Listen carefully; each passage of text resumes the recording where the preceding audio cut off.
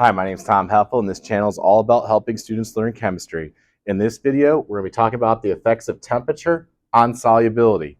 Now, people think that it's the same for solid and gases, and that's not true. Okay, now I think a lot of us have experience with solids, like maybe you're making some Kool-Aid and you put the flavoring in, and when you put the sugar in, you're going to find out that, hey, if I heat the water up like warm water, will dissolve that sugar a little bit better than cold water is. So what we find out is that as temperature increases for a solid, the solubility increases. And it's true, okay? It's a lot easier to dissolve some sugar, okay, in hot water than it is cold water. And that's true for many of our solids. Now, water is kind of like a sponge, okay?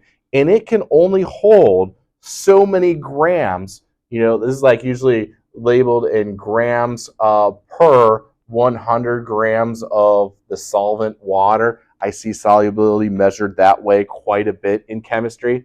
Now, you can't just load up 1,000 grams of sodium chloride in 1 gram of water and expect all that to dissolve. So water has this limit in which it can hold the solute, okay? And if you're on, this line kind of dictates that limit. So if you're on that line, we typically would call that a saturated solution. Now, in chemistry, we don't deal with lots of saturated solutions.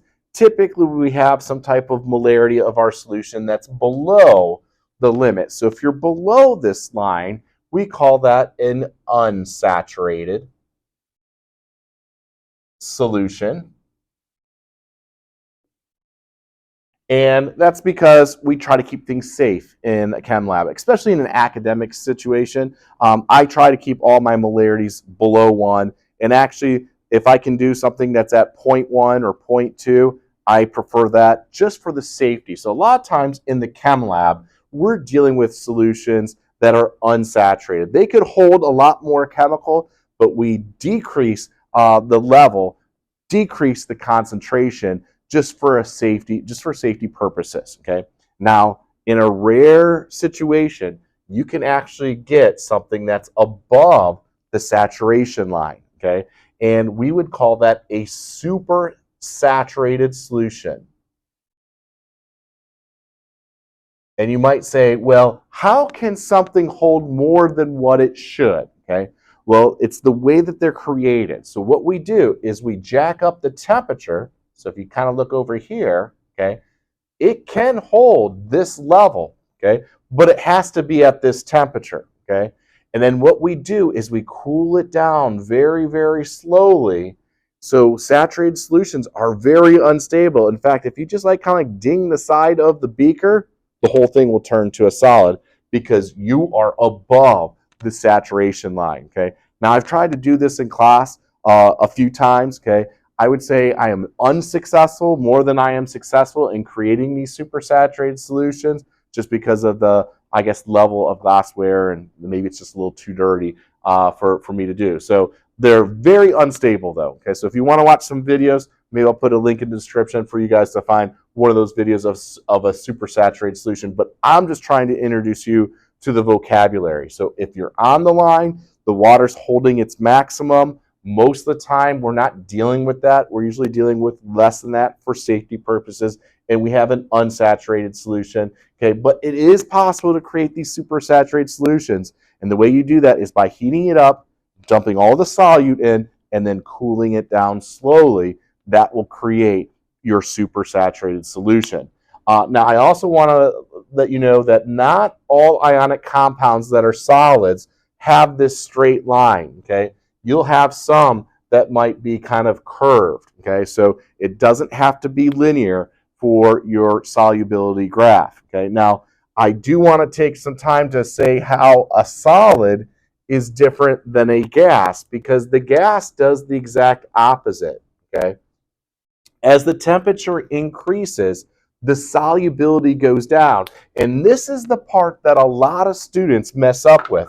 They think solubility is the same for solids and gases, and that is not true, okay?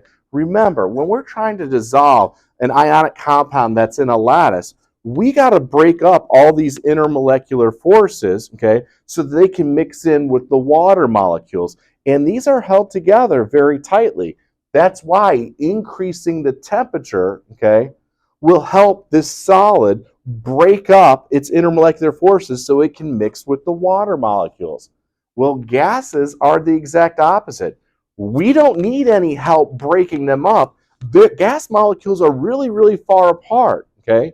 So what we want to do to increase the solubility is we want to cool them down. That will raise the solubility because if we cool these gas molecules down, maybe they'll start being attracted to each other and mix in with our liquid a little bit better, okay? So solids and gases are complete opposite when it comes to temperature and solubility. We need to increase the temperature so that we can break up these forces for the solid, okay? We got to decrease the temperature so that those molecules can get close to each other so attractions actually exist. And some people might say, I've never seen a gas dissolved in water before. And I'm going to say any carbonated beverage that you've ever drank, okay, has typically carbon dioxide, a gas, dissolved in that liquid. So just wanted to point out the differences between solids and gases when it comes to solubility and temperature. If you found this content helpful, please give it a like and subscribe. When you add that comment, it really pushes out the information to other students that are interested in learning chemistry.